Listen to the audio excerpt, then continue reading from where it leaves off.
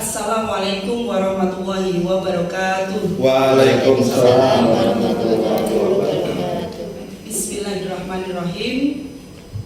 Kepada Bapak Kepala SMA Negeri 1 Boja, Bapak Agus Riyadi SPD yang kami hormati, kepada narasumber pada kali ini yaitu calon guru penggerak angkatan kelima, Ibu Senirah SPD MM dan Ibu Siti Nima Latif SPD MPD yang saya hormati, beserta Bapak dan Ibu semua yang berbahagia yang hadir pada siang hari ini bertempat di ruangan rapat lantai 2 SMA Negeri 1 Boja. Alhamdulillah kita akan bersama-sama melakukan sosialisasi tentang penerapan budaya positif yang merupakan penugasan dari pendidikan calon guru penggerak angkatan kelima yang kebetulan dalam hal ini diikuti oleh Ibu Senirah dan Ibu Siti Nima Latif, di mana penugasan untuk mensosialisasikan penerapan budaya positif ini kami lakukan untuk keluarga besar Bapak dan Ibu guru dan karyawan di SMA Negeri 1 Boja. Adapun modul 1.4 yang sedang kami lakukan ini akan kami susun dan kami jadikan laporan untuk diberikan kepada sekolah tentang pelaksanaan penerapan budaya positif di SMA Negeri 1 Boja. Namun sebelumnya marilah bersama-sama kita memulai acara ini dengan bersama-sama membaca basmalah. Bismillahirrahmanirrahim. Semoga dengan bacaan basmalah akan melancarkan acara kita pada siang hari ini. Bapak Kepala Sekolah dan Bapak Ibu yang berbahagia, acara yang kedua adalah sambutan dari Kepala SMA Negeri 1 Boja. Kami persilakan kepada Bapak Agus Riyadi SPD, dipersilakan. Terima kasih. Assalamualaikum warahmatullahi wabarakatuh. Waalaikumsalam warahmatullahi wabarakatuh. Yang saya hormati narasumber Ibu Senirah dan Ibu Nima Latif, ini merupakan salah satu calon CPG angkatan yang kelima. Yang saya hormati Bapak Ibu guru serta karyawan SMA Negeri 1 Boja. Marilah yang pertama kita panjatkan puji syukur kehadirat Allah Subhanahu wa taala yang telah banyak melimpahkan rahmat hidayahnya kepada kita semuanya. Salah satunya adalah kenikmatan sehat, sehingga pada siang hari ini kita nantinya akan mendengarkan sosialisasi dari dua narasumber, yaitu Ibu Senirah dan Ibu Nima Latif, yang mana kegiatan sosialisasi ini sangat penting sekali, yang mana temanya dalam hal ini adalah sosialisasi budaya positif. Kami berharap pengimbasan yang dilakukan oleh kedua narasumber ini nanti bermanfaat untuk seluruh warga sekolah, yang dimulai dari Bapak Ibu guru dan karyawan, yang nantinya akan berimbas kepada seluruh siswa. Kita sadari sebelum kita melaksanakan kurikulum Merdeka Belajar, banyak Bapak Ibu guru ini masih menggunakan sistem pembelajaran secara konvensional, sehingga ini ada semacam perubahan pendidikan, yaitu kurikulum Merdeka Belajar, yang memang ini menitik beratkan kepada keluasaan siswa untuk mengembangkan bakat potensi yang dimiliki oleh siswa, di mana Bapak Ibu guru ini mempunyai peran yang sangat penting untuk mendorong agar supaya pengembangan diri terhadap anak ini bisa maksimal. Namun untuk pengembangan itu tentu saja budaya, kita harus menciptakan sebuah budaya positif, yang selama ini budaya positif ini mungkin sudah kita berikan, hanya konsisten, kemudian kelanjutannya ini memang sedikit belum kita perhatikan. Sebagai salah satu contoh misalnya, kita mengapresiasi siswa dengan mengucapkan ketika siswa melakukan sesuatu yang baik, kita apresiasi dengan sebuah sanjungan. Oh, kamu baik nak, itu yang kamu lakukan itu sangat bagus. Itu merupakan salah satu contoh budaya positif. Jadi budaya positif itu sebetulnya banyak hal yang bisa dikembangkan atau dilakukan. Dan sebagai salah satu contoh, kita sudah memulai, di antaranya adalah setiap kali siswa melakukan sesuatu yang baik, kita berikan sebuah penghargaan berupa sertifikat yang sudah kita mulai ya. Anak juara atau apa, sebetulnya tidak hanya terbatas dalam kejuaraan. Ketika Bapak Ibu guru melihat anak itu kok rajin masuk sekolah, berikan apresiasi, sebuah penghargaan. Misalnya anak itu berbuat jujur, menemukan uang, dikembalikan kepada yang memiliki, berikan nilai positif, berikan penghargaan.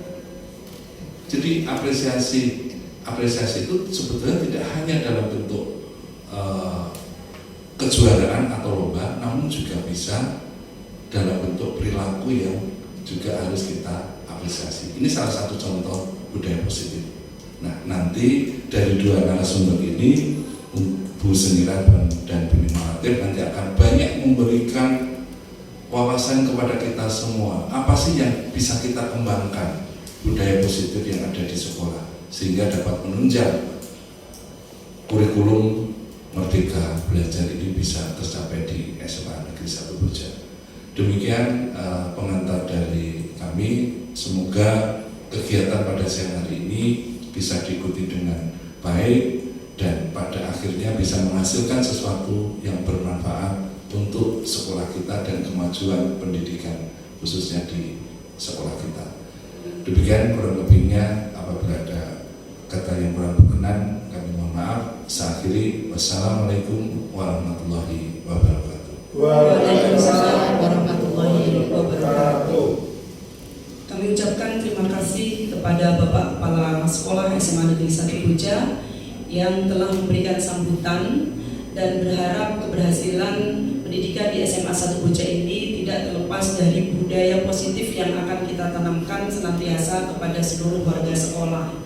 Sekali lagi saya ucapkan terima kasih kepada Bapak Kepala Sekolah. Selanjutnya akan kita dengarkan bersama pemaparan materi mengenai penerapan budaya positif di sekolah di SMA Negeri 1 Boja oleh Ibu Senira SPD MM. Kami persilahkan.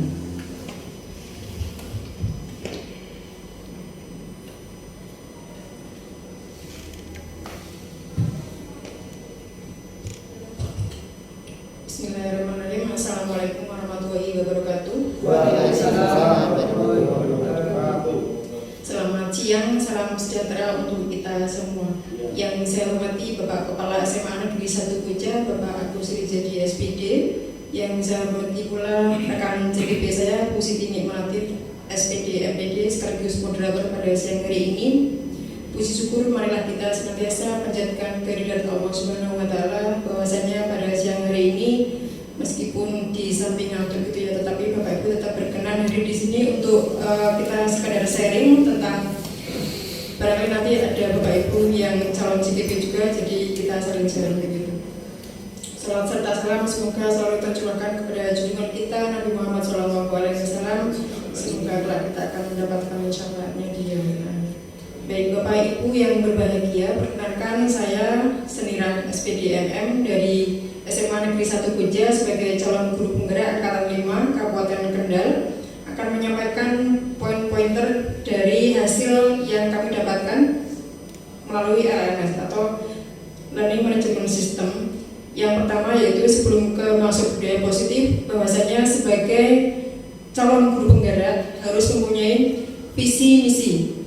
Selain itu kita harus memahami bagaimana filosofi pembelajaran menurut Ki Hajar Dewantara, bahwasanya linear sesuai dengan paradigma pembelajaran baru, bahwasanya pembelajaran berpusat pada murid atau bahkan ada kalimat menghamba pada siswa. Oleh karena apa yang kita lakukan, apa yang kita rencanakan semuanya demi pelayanan terhadap siswa atau murid kita. untuk bisa dijadikan refleksi bersama Bapak Ibu. Berikutnya adalah sebagai calon guru penggerak harus mempunyai nilai dan peran.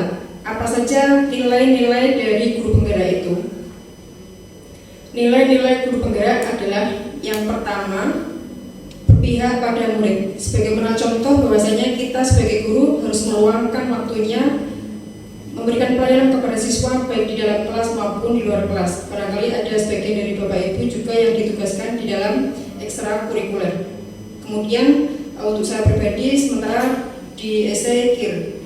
Kemudian yang mandiri mengikuti BIMTEK sebagaimana yang ada dalam Kemendikbudristek selenggarakan. Misalnya kita mengikuti AKM atau seri semangat baru, karena semuanya akan terekam secara digital oleh Kemendikbudristek. Oleh karena secara mandiri saya menyadari, mari kita sadari bersama bahwasanya itu merupakan kebutuhan kita, tidak secara dipaksa oleh sekolah.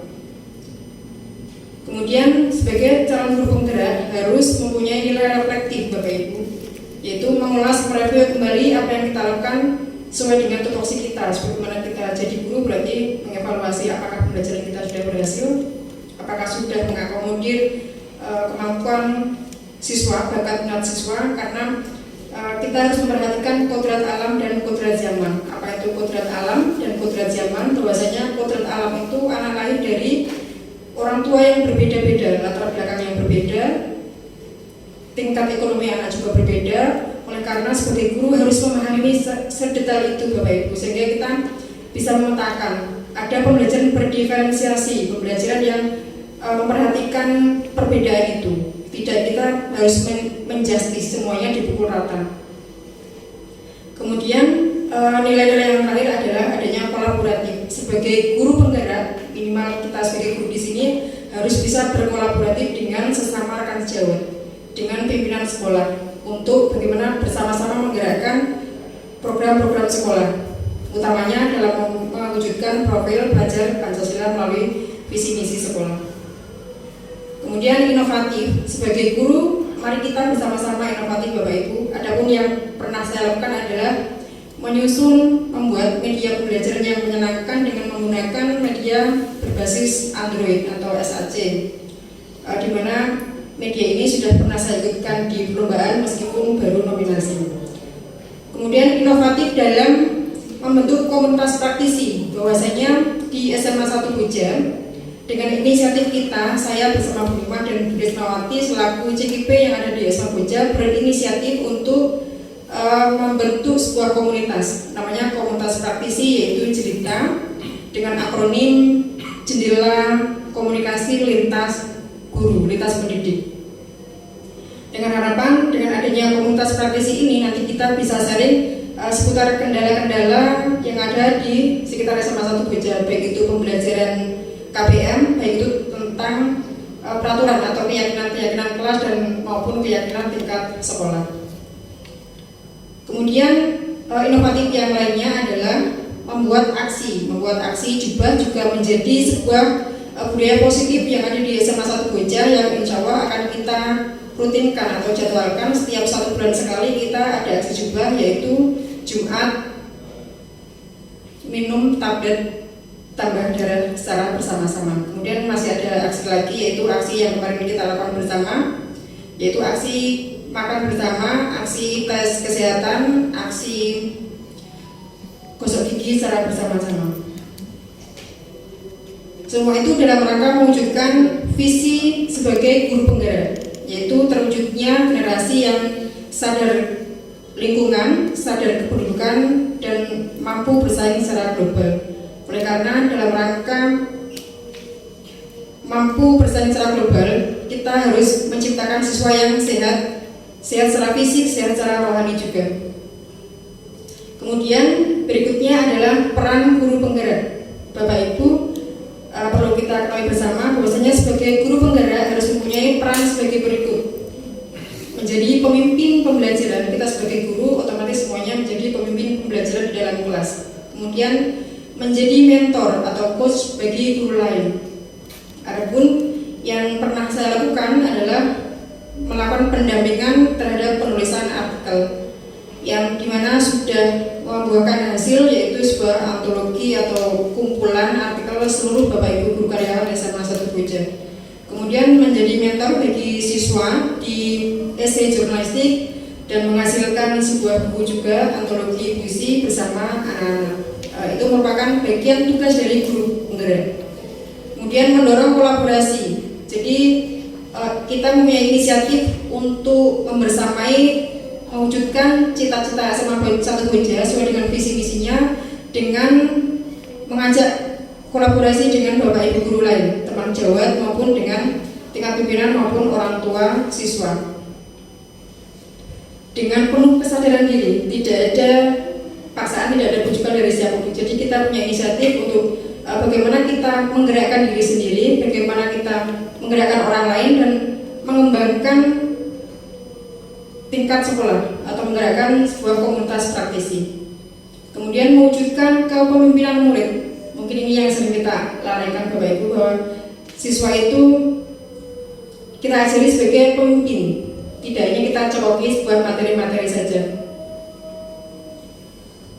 Kemudian Bapak Ibu masuk ke bagian budaya positif,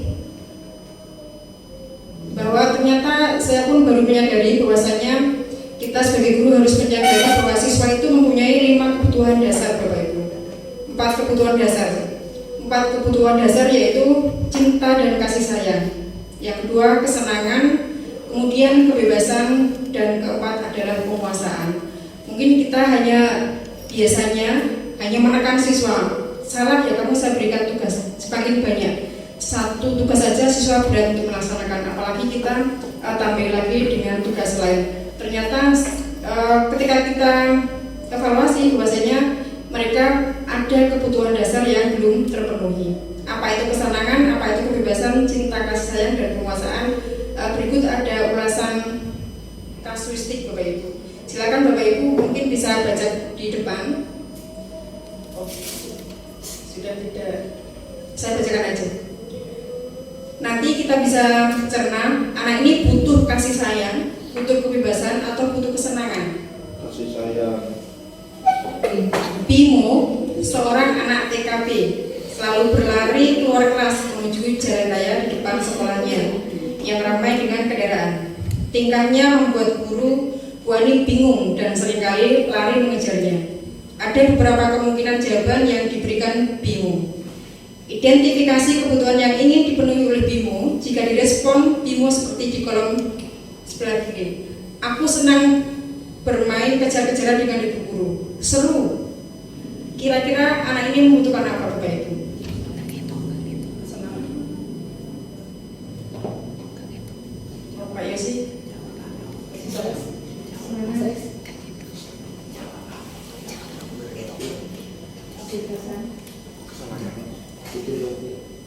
Anak ini membutuhkan kesenangan Bapak Ibu. Betul, ada keibuan berarti. Kesenangan. Terima kasih Bapak Ibu, jawabannya betul ya. Jadi Bimo ini kenapa dia keluar kelas terus berkeliling dan ngajak kejar-kejaran sama gurunya?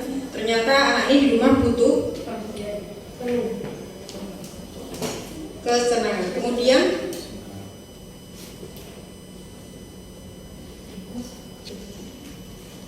ada kasuistik lagi. Silakan nanti Bapak Ibu cermati apakah kira-kira yang dibutuhkan oleh siswa ini. Dinda, seorang anak kelas 3 SD, begitu tiba di rumah setelah dari sekolah, menangis dan mengadu pada ibunya bahwa dia benci pada Ibu Rani. Mohon maaf, kebetulan namanya sama. Tapi bukan Ibu Rani yang di sini. Menurut Anda, kebutuhan apa yang berusaha dipenuhi oleh Dinda jika jawabannya seperti ini?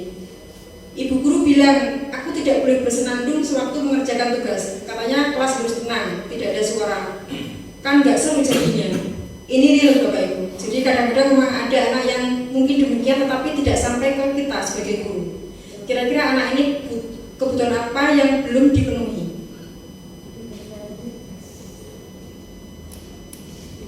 Kebebasan. Betul Bapak Ibu. Tepat sekali. Bu Ribina sebagai guru BK tepatnya. Jadi anak ini butuh kebebasan karena masing-masing anak itu Bapak Ibu punya style sendiri-sendiri dalam mengerjakan tugas. dia benci sama Bu Rani karena tugasnya banyak sepulang dari rumah. Dia butuh kesenangan. Berarti refleksinya adalah Bapak Ibu, kita perlu membuat inovasi. Bisa jadi kita yang salah memberikan inovasi pembelajaran kurang tepat sesuai dengan kebutuhan anak. Karena masing-masing anak tentu kebutuhannya beda-beda. Kita harus bisa mengklasifikasikannya. Jadi ketika ada anak yang berlaku aneh, jangan serta-merta kita langsung frontal, marahnya kamu bapak-bapak dan lain sebagainya. Kita pahami dulu di rumah bagaimana, oh berarti dia butuh mungkin metode lain dari kita. Kadang-kadang kita jarang mengevaluasi diri kita, termasuk saya. Maksudnya ini dengan adanya modul ini menyadarkan ke saya bahwasanya sebagai guru kita harus memahami kebutuhan dasar siswa. Kemudian tahun ini Dimas genap usia 17 tahun. Ia senang sekali ketika ayahnya mulai mengajarkan cara menyetir mobil. Setiap akhir pekan, ia berlatih menyetir. Ia terlihat senang sekali berlatih sampai akhirnya ia bisa menyetir mobil dengan baik dan lancar. Ketika ibunya bertanya pada Dimas, apa yang membuat dia ingin bisa menyetir mobil? Ketika jawaban Dimas adalah seperti ini. Menyetir mobil itu seru. Kira-kira Dimas dalam hal ini kebutuhan apa yang jadi dipenuhi Bapak Ibu? Kesenangan. Kemudian ketika ada anak yang ramai di kelas dan ingin memimpin, maka dia membutuhkan penguasaan. Kita sekali dia kasih kepercayaan untuk memimpin berdua minimal, karena dia berarti ada kebutuhan penguasaan yang belum dipenuhi. Kita tahu bahwa budaya positif ini di SMA Boja sudah berlangsung, hanya saja memang ada beberapa yang perlu kita benahi bersama terkait dengan materi. Kebetulan di JTB ini juga ada budaya positif dan mungkin bisa kita adopsi bersama-sama demi kebaikan dari SMA Negeri 1 Boja. Ada beberapa pertanyaan romantik Bapak Ibu, mungkin Bapak Ibu bisa menjawab di antara pertanyaan 1 sampai dengan 4 ini. Apakah hukuman dapat mendisiplinkan anak? Kemudian pertanyaan kedua adalah tentang pemberian hukuman dengan hal positif seperti membaca atau membersihkan halaman sekolah dapat meningkatkan disiplin anak. Memberi penghargaan dapat meningkatkan motivasi belajar anak. Kemudian yang terakhir adalah apakah kita sudah menerapkan segitiga restitusi?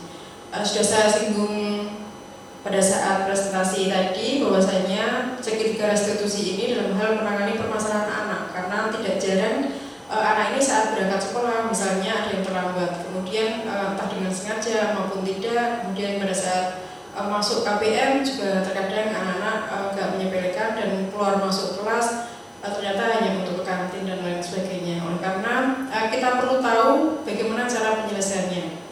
Kemudian untuk yang pematik pertama Bapak Ibu, bahwa apakah hukuman dapat mendisiplinkan anak?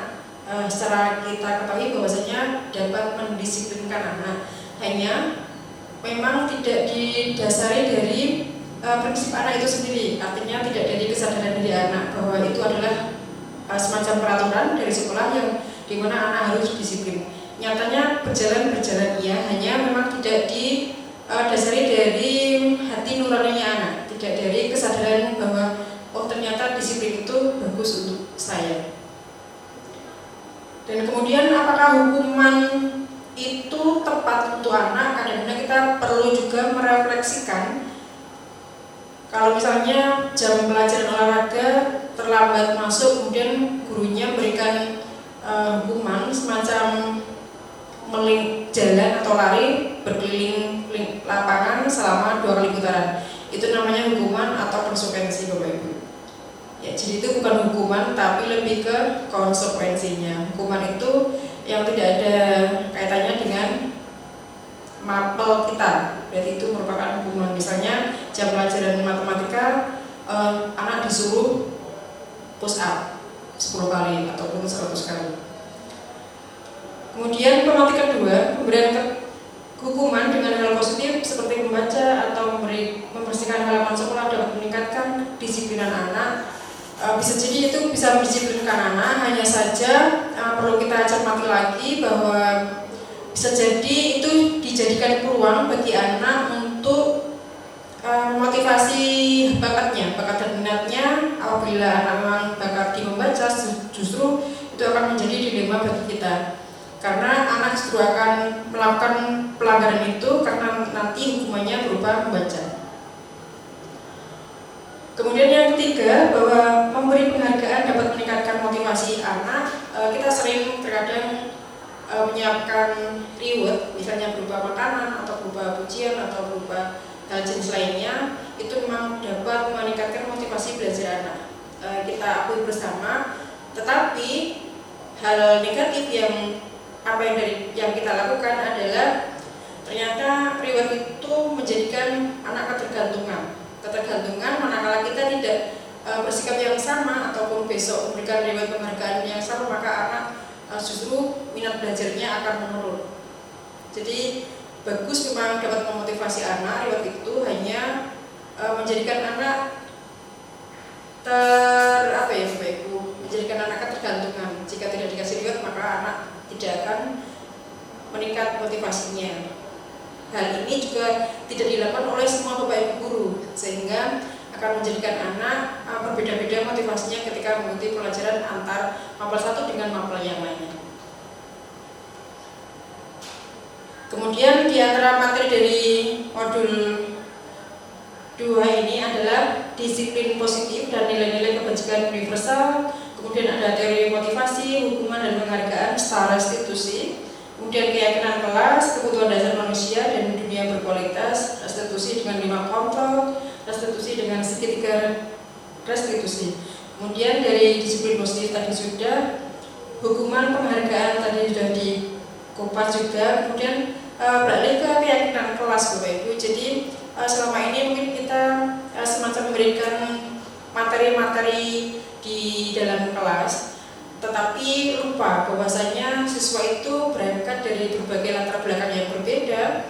Tanpa kita sadari, kita menjudge semua siswa itu karakternya sama, gaya belajarnya sama, profil belajar siswa pun sama. Ternyata setelah kita mempelajari di materi guru penggerak ini, bahwasanya yang perlu kita ketahui adalah perlunya diagnosis ataupun asesmen terhadap siswa sebelum pembelajaran dimulai. Yang pertama, ternyata ada siswa yang mungkin lebih suka atau cenderung ke audiovisual, ke visual maupun ke kinestetik. Tidak semua siswa sekarang suka teks. Kita tampilkan yang audiovisual, misalnya dalam pembelajaran itu ada drama, nanti dalam bentuknya video, kemudian ada mantu berbentuknya video, itu akan lebih menarik bagi siswa. Kemudian perlu juga pada saat awal tahun ajaran baru kita membuat semacam keyakinan kelas. Kalau dulu istilahnya kontrak pembelajaran maupun kesepakatan kelas, nah sekarang mungkin hanya beda istilah, yaitu keyakinan kelas. Sebagaimana yang pernah saya lakukan di kelas adalah bahwa ketika pembelajaran dengan kesepakatan guru dan seluruh siswa di kelas bahwa kesepakat untuk tidak buka HP pada saat jam KPM. Kemudian yang kedua, siswa yang ingin bertanya silakan untuk bisa mengacungkan jari terlebih dulu dan yang lainnya memperhatikan. Kemudian pada saat jam istirahat, anak-anak akan bersama-sama untuk istirahat di mana tempat mereka nyaman. Pada saat KPM, misalnya pada saat ulangan harian, anak-anak sepakat untuk tidak melakukan saling contek. Itu menjadi keyakinan kelas yang saya buat dengan anak-anak. Kemudian kebutuhan dasar manusia, bahwasanya ada 5, yakni bisa diterima di lingkungan tersebut, kemudian bisa mendapatkan kesenangan, mendapatkan kekuasaan, dan mendapatkan cinta dan kasih sayang. Ternyata kita harus jeli dalam memahami psikologi anak juga. Sesungguhnya latar belakang mereka bagaimana, dari orang tua yang seperti apa, sehingga akan berdampak pada latar belakang dan lain sebagainya, sehingga anak-anak terkadang menunjukkan perilaku-perilaku yang memang mereka butuhkan. Misalnya kurang kasih sayang, mereka akan berusaha cari perhatian dengan mungkin teman sejawat, mungkin juga dengan bapak ibu.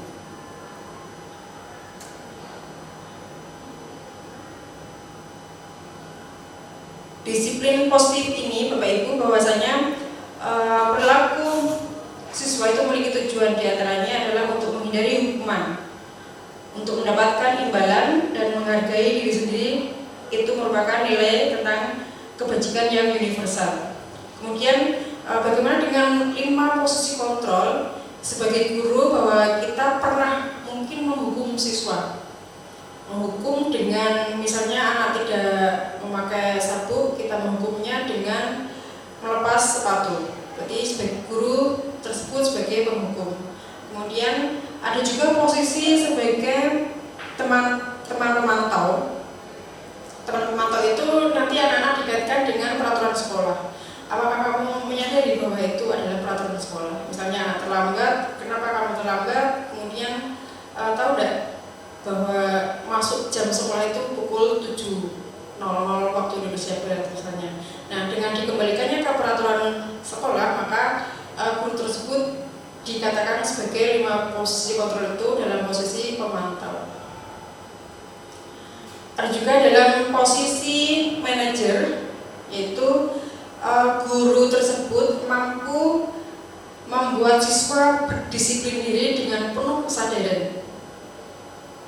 Jadi apapun yang dilakukan anak, kesalahan anak merupakan sebuah proses untuk menjadi lebih baik. Bagaimana guru bisa menempatkan diri sebagai manajer, yaitu mengajak ngobrol berdua dengan berdiskusi, kemudian menanyakan, memberikan kekuatan sesungguhnya apa motif yang dia lakukan. Terkadang anak itu dengan unsur kesengajaan, sehingga guru tersebut bagaimana bisa mengayomi, mendampingi, dan akhirnya anak dengan kesadarannya menyadari bahwa itu kesalahan pribadinya dan ingin tentunya berubah ke arah yang lebih baik sesuai dengan keyakinan sekolah ataupun peraturan sekolah.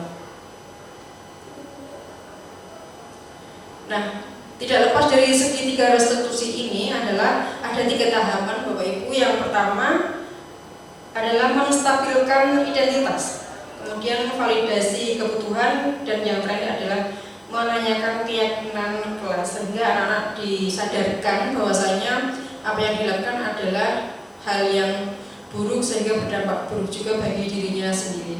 Dengan demikian anak akan menyadari dan menyampaikan keyakinan kelasnya sehingga tidak terjadi pada teman lainnya.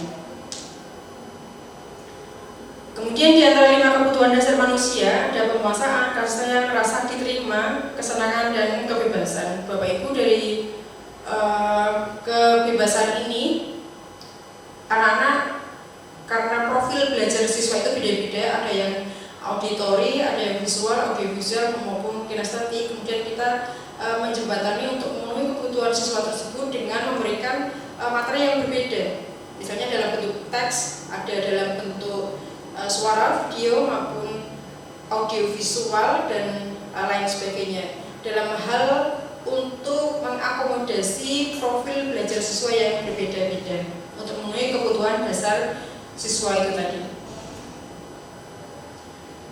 Budaya positif ini dilakukan mulai dari siapa? Yaitu tentunya dari diri kita pribadi. Mari Bapak Ibu kita tanamkan untuk bersama-sama membudayakan disiplin positif dari diri kita sendiri. Mustahil kita akan merubah orang lain manakala kita tidak melakukannya.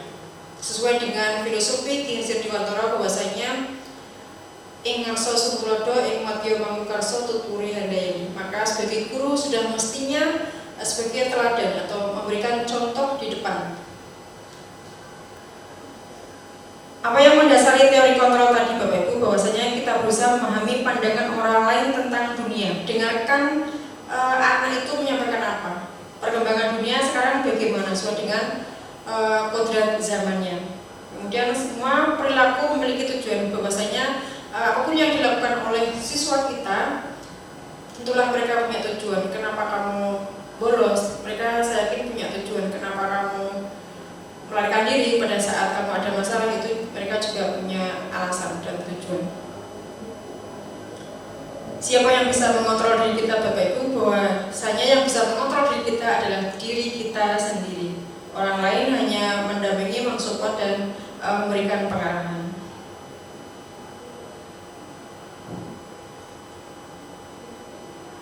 Nah, sesuai disampaikan oleh Ki Hajar Dewantara bahwasanya merdeka itu artinya tidak hanya terlepas dari perintah, akan tetapi juga cakap buat memerintah diri sendiri.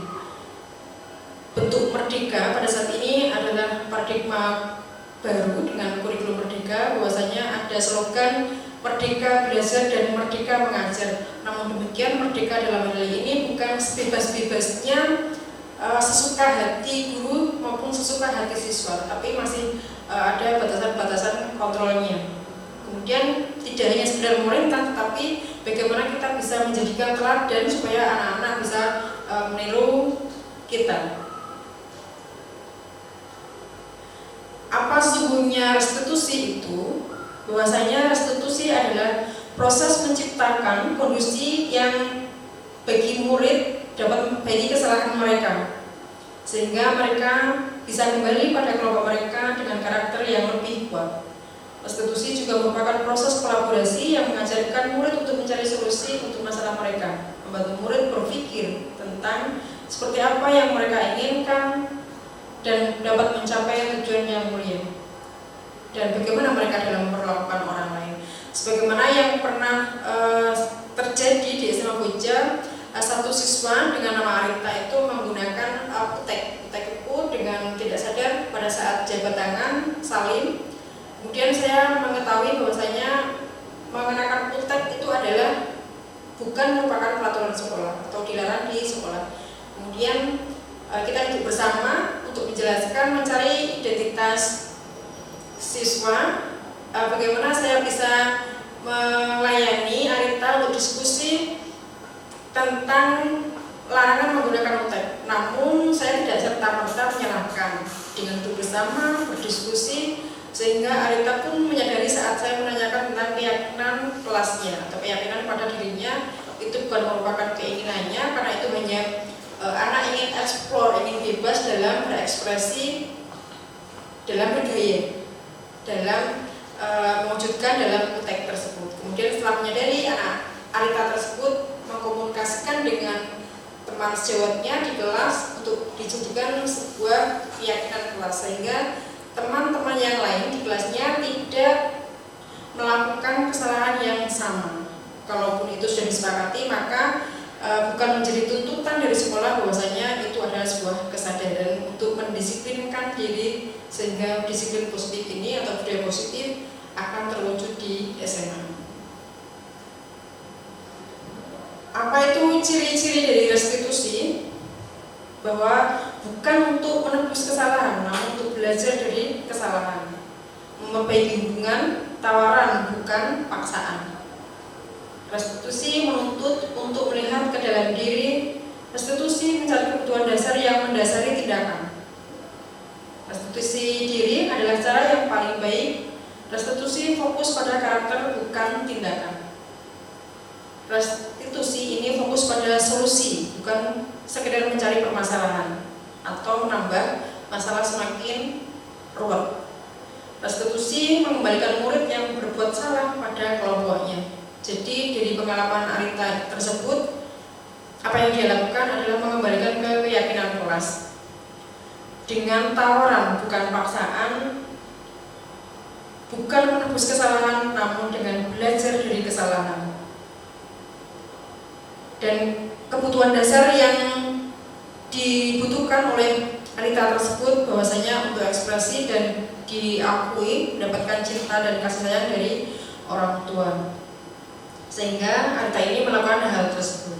Dan ini akan menjadikan karakter Arita dan teman-teman dalam hal mendisiplinkan diri sesuai dengan keyakinan kelas maupun keyakinan sekolah. Bahwasanya peraturan sekolah juga melarang. Namun kita mengalihkan bukan peraturan tetapi menjadikan keyakinan sekolah, sehingga bisa diterima oleh siswa maupun stakeholder yang ada di sekolah. Oleh karena pada saat menentukan keyakinan kelas maupun keyakinan sekolah, alangkah baiknya kita juga melibatkan semua stakeholder, unsur-unsur yang terkait dengan pelaku nanti yang akan kita ajak untuk mendisiplinkan diri atau disiplin positif ini.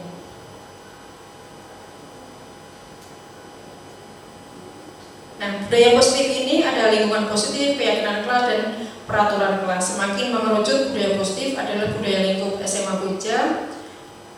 Lingkungan positif yang mendukung untuk pembelajaran di kelas, misalnya dengan menciptakan lingkungan pembelajaran yang menyenangkan atau pembelajaran menggunakan outdoor, karena kita kebetulan juga sekolah di Weta, jadi ada pojok-pojok dan sekolah kependudukan, ada juga pojok literasi kependudukan yang bisa dimanfaatkan untuk pembelajaran, sehingga nanti pembelajaran akan bermakna bagi anak dan masa depannya.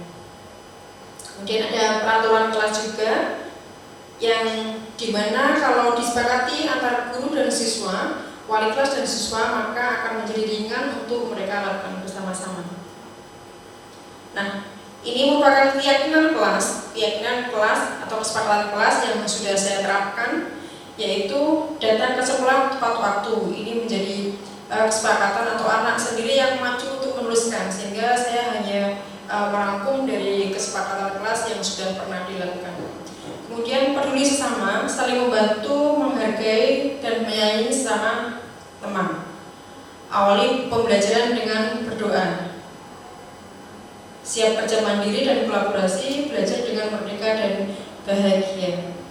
Kemudian ada refresh juga. Refresh itu pada saat jam-jam terakhir anak-anak diminta untuk melakukan refresh dengan menunjuk seksi olahraga, misalnya di sela-sela jam terakhir anak-anak untuk melakukan sekedar refresh untuk gerak supaya anak-anak tetap nyaman, bahagia, dan nyaman pada saat melakukan pembelajaran di kelas, sehingga anak-anak tidak tegang dan merasa enjoy. Meskipun pada saat pembelajaran kita mesti diawali dengan berdoa, namun manakala tidak dicantumkan dalam keyakinan kelas, terkadang anak-anak akan lupa. Karena dengan doa inilah kita memenuhi unsur dimensi profil pelajar Pancasila yang pertama, yaitu terhadap meningkatkan keimanan terhadap Tuhan Yang Maha Esa. Apa bedanya peraturan dan keyakinan kelas? Bahwasanya peraturan itu selalu dikembalikan ke buku ke tempatnya. Kemudian keyakinan kelas adalah merupakan tanggung jawab. Sedangkan peraturan dilarang mengganggu orang lain, keyakinan menghormati orang lain. Hadir di sekolah 15 menit sebelum pembelajaran dimulai, sedangkan keyakinan kelas itu menghormati orang lain dan berkomitmen. Dilarang menggunakan narkoba pada peraturan sekolah, keyakinan kelasnya menjadi kesehatan, sehingga dengan bahasa-bahasa yang lebih halus, lebih soft ke anak-anak mungkin bisa diterima, tidak serta-merta bahwa itu adalah tekanan dari sekolah. Sehingga bagaimana sekolah bisa mengalihkan peraturan menjadi sebuah keyakinan kelas ataupun keyakinan sekolah adalah butuh mempelajari tentang barangkali psikologi maupun pemilihan kata yang tepat sehingga anak tidak merasa tertekan. Pada saat peraturan sekolah, Anda memasuki kawasan menggunakan masker misalnya, kita dialihkan menjadi keyakinan kelas dengan bahasa yang lebih soft, yakni untuk menjaga kesehatan mari kita gunakan masker. Seperti itu.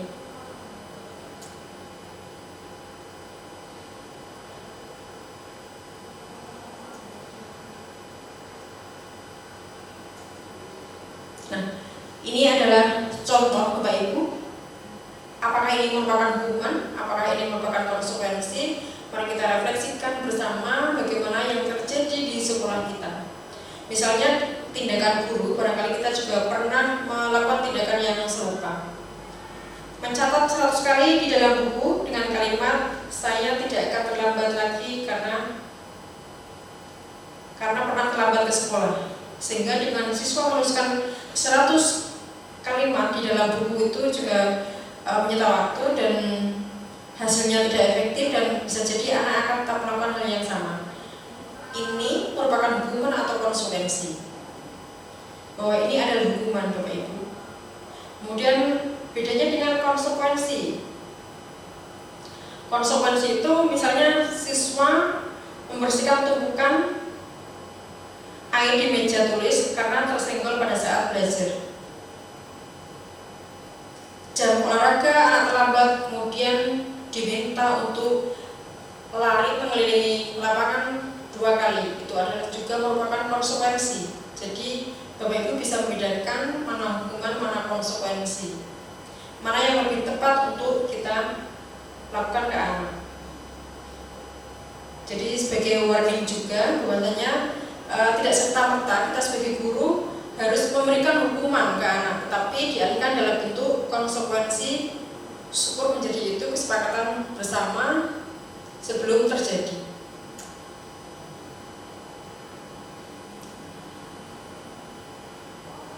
Perbedaan hukuman dan konsekuensi ini adalah hukuman merupakan sesuatu yang menyakitkan tetapi harus terjadi. Namun pada konsekuensi adalah sesuatu yang harus terjadi. Membuat anak sakit fisik maupun hati untuk jangka waktu yang lama itu adalah hukuman. Namun konsekuensinya adalah membuat anak merasa tidak nyaman dalam jangka waktu pendek. Sehingga dengan anak merasa tidak nyaman, anak otomatis akan merubah perilakunya. Anak membenci kedisiplinan. Dengan konsekuensi adalah anak lebih menghargai disiplin. Di hukuman ada paksaan, maka di konsekuensi ada stimulus dan tanggapan, dan lain sebagainya, sampai pada akhirnya di hukuman itu tentu ada marah, rasa bersalah, dan bisa jadi balas dendam dengan Bapak Ibu yang pernah memberikan hukuman tersebut. Kemudian di konsekuensi lebih ke kehilangan hak, dibuat tidak nyaman, diasingkan untuk sementara atau temporer.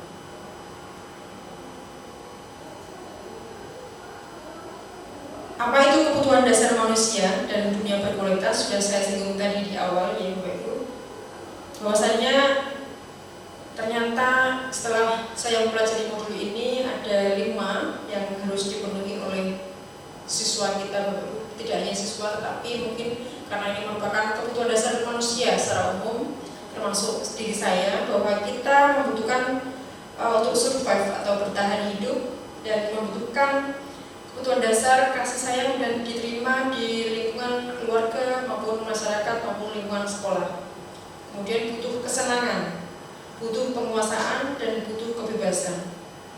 Dengan kebebasan, anak bisa memilih sesuai dengan style mereka. Saya suka mengumpulkan tugas dengan menggunakan misalnya yang kekinian, yaitu dan berbasis IT juga, upload ke Instagram dengan nanti memberikan tagar guru mapelnya.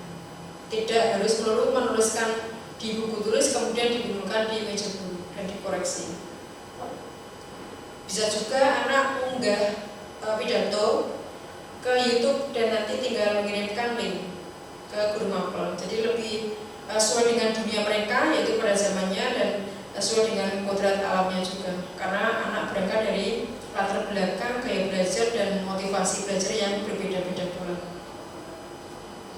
Oleh karena bagaimana kita sebagai guru bisa menjembatani, memberikan kebutuhan-kebutuhan dasar ini nanti akan mereka dapatkan semua. Misalnya seperti contoh, ibu guru bilang, aku tidak boleh bersenandung waktu mengerjakan tugas, katanya kelas harus tenang, tidak ada suara, padahal aku kan suka senang dan menyanyi, berarti anak butuh kesenangan. Ibu guru tidak menyapaku hari ini, padahal aku pakai jepit rambut, berarti butuh kasih sayang.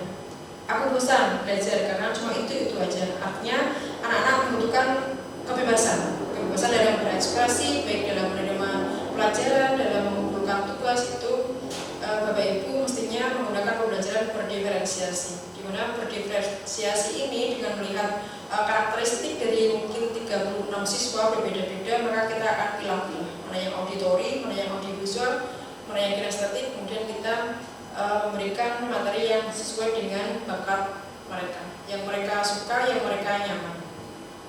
Karena seringnya termasuk saya biasanya dibiang-biang atau disamaratakan seluruh siswa itu dengan materi yang sama, naskah maupun video yang sama.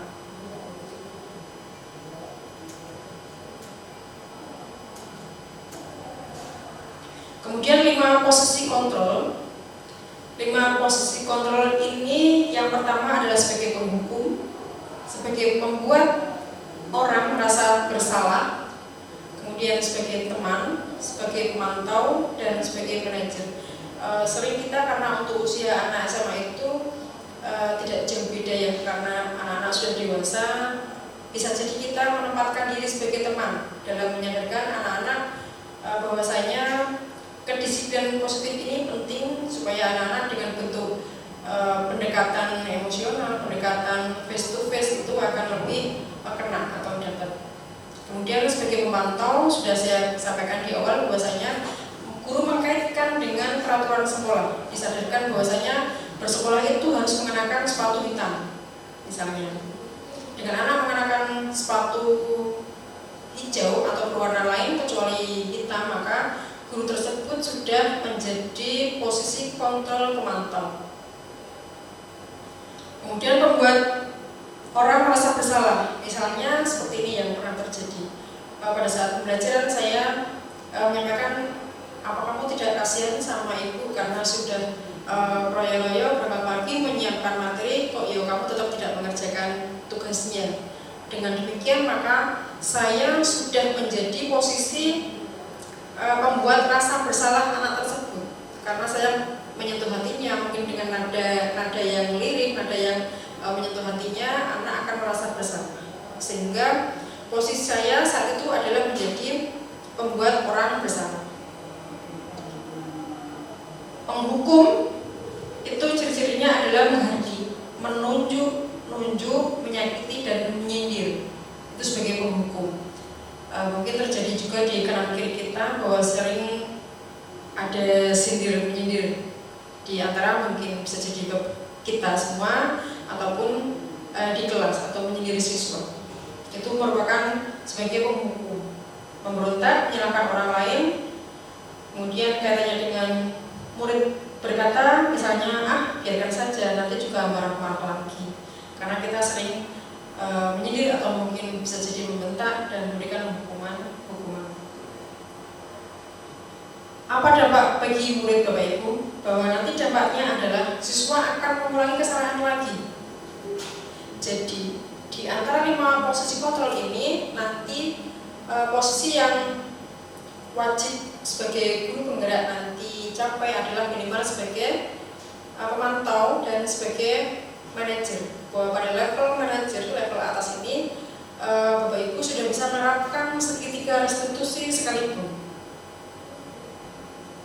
dan mengkaitkan dengan keyakinan kelas, baik keyakinan kelas maupun keyakinan sekolah. Keyakinan sekolah yang pernah terjadi di SMA Koja adalah dengan melakukan aksi jubah, yaitu aksi minum tablet tambah darah secara serentak atau secara bersama-sama. Dan aksi cuci tangan bersama, aksi makan siang menu pada saat pagi hari secara serentak atau bersama-sama seluruh warga sekolah. Kemudian aksi zero emisi juga pernah kita lakukan di SMA Koja untuk menerapkan keyakinan sekolah. Anak-anak mengenakan sepeda motor karena untuk mengurangi emisi yang terjadi di SMA Koja, karena jumlah siswa sejumlah 1.000, kemudian Bapak Ibu guru juga kurang lebih guru karyawan 100-an. Sehingga dengan terjadwalnya menggunakan zero emisi ini harapannya akan menciptakan atau pembiasaan-pembiasaan yang positif di SMA Koja dan menciptakan lingkungan sehat juga.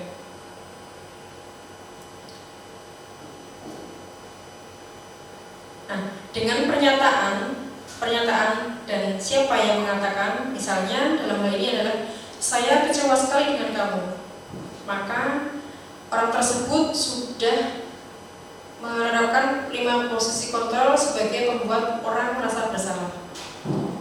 Misalnya kamu tidak pernah melakukannya, adalah sebagai penghukum. Ayolah, lakukan ini demi Bapak Ibumu, demi Bapak Ibu guru. Apa kamu tidak kasihan? Orang tua sudah bersusah payah mencari nafkah untuk kamu, malah kamu seenaknya sendiri. Mulai sekolah tidak mengerjakan PR, sekolah malah membawa rokok, malah ngumpet di WC, itu kan Di situ adalah posisinya sebagai pemantau, sebagai teman juga bisa. Sebagai teman kita akan lebih dekat dengan menggunakan gaya bahasa yang bersahabat dengan anak. Kemarin katanya nggak mau ngulang lagi, kenapa sekarang mengulang? Nah gitu biar suasananya lebih akrab kepada anak. Apakah kamu mau mendapatkan stiker bintang hari ini? Adalah sebagai pemantau. Kemudian bagaimana posisi kita pada saat sebagai manajer? Bagaimana kamu bisa menyelesaikan masalah ini? Jadi Bapak Ibu memberikan pemantik atau clue, pertanyaan tentang apakah kamu bisa menyelesaikan masalah ini, sehingga solusi yang ditawarkan adalah itu lahir, itu datang dari siswa yang melakukan kesalahan atau tindakan keliru. Kamu selalu yang paling terakhir. Sering kita dengar, bahkan mungkin juga saya pernah melakukan, pasti saja ini terlambat, pasti terlambat, dan terlambat terus. Bahwa ini merupakan sebuah hukuman. Nah, dari segitiga restitusi ini, Bapak Ibu, ada tiga tahap tadi yang sudah saya sampaikan juga, bahwa ada menstabilkan identitas, validasi tindakan yang salah, dan yang terakhir adalah menanyakan keyakinan. Menstabilkan identitas itu yang seperti apa? Bahwasanya setiap orang pasti melakukan kesalahan, pasti pernah melakukan kesalahan, meskipun mungkin sekali, 2 kali. Kamu bukan satu-satunya yang pernah melakukan ini. Bahwasanya masih banyak di luar sana yang melakukan lebih dari apa yang kamu lakukan. Sehingga meyakinkan anak, menguatkan anak bahwasanya saya harus bisa lebih baik, saya baru sekali melakukan. Kemudian langkah berikutnya adalah validasi tindakan yang salah dengan contoh pernyataan bahwa kamu tentu punya alasan mengapa melakukan hal ini. Sebagaimana yang pernah saya lakukan pada saat segitiga restitusi ini adalah saya menanyakan kenapa Arita menyontek, kenapa Arita menggunakan kutek. Tentu mereka menyampaikan alasan karena paginya, malamnya anak baru ada tampilan-tampilan seni di lingkungannya. Kemudian pada saat pagi mungkin belum sempat membersihkan dan akhirnya berangkat ke sekolah dengan menggunakan kutek. Ataupun itu adalah sebuah eksplorasi seninya Arita, ingin ditampakkan, ingin dipamerkan karena butuh pengakuan oleh teman sejawatnya. Kemudian adakah cara lain yang lebih efektif untuk mendapatkan apa yang kamu butuhkan?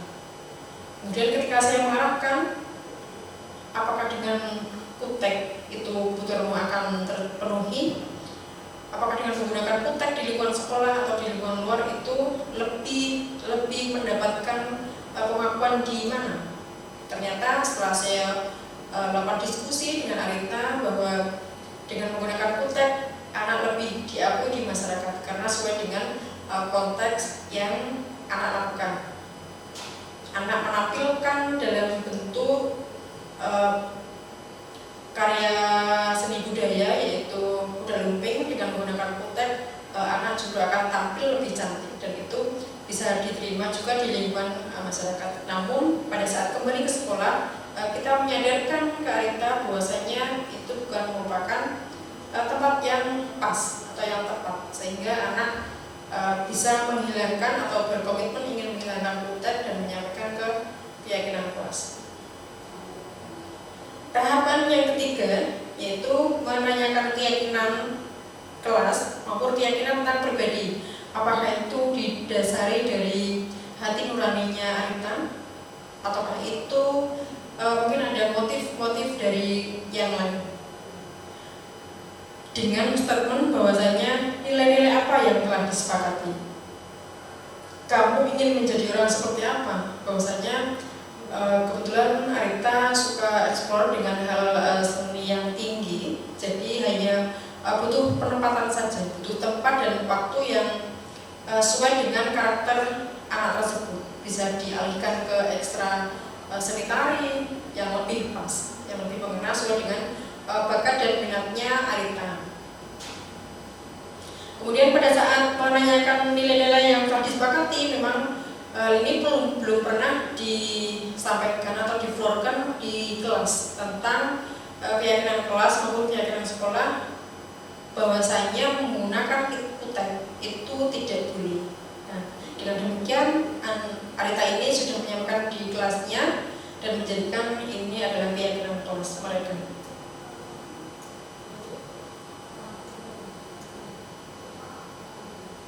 Bapak Ibu, demikian yang dapat saya sampaikan. Silakan Bapak Ibu yang ingin sharing ataupun diskusi terkait dengan materi budaya positif ini. Tentu setelah kita refleksikan banyak hal apa yang pernah terjadi di SMA Negeri 1 Koja ini dan bagaimana kaitannya dengan materi ataupun teori-teori yang pernah saya pelajari di modul calon guru penggerak ini.